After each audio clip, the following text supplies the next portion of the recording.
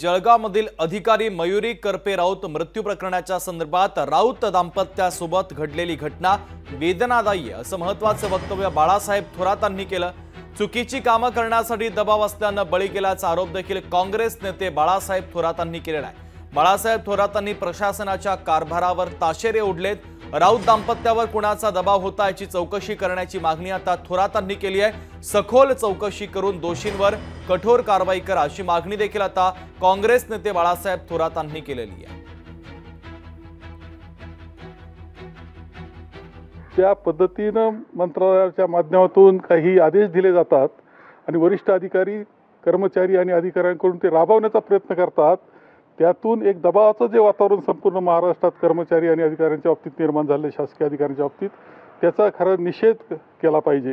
ही घडलेली घटना आहे, हिची संपूर्ण चौकशी झाली पाहिजे। जिथून त्यांना आदेश येत होते, वरिष्ठ अधिकारी ज्या आदेशाचं पालन करण्याकरता खालील अधिकाऱ्यांवर दबाव करत होते, त्याची चौकशी झाली पाहिजे आणि ज्यांनी या बाबतीतला त्यांचा सहभाग आहे या कृतीमध्ये, त्यांच्यावर कारवाई झाली पाहिजे। लोकशाही मराठी ऐका, पहा, जागरूक रहा।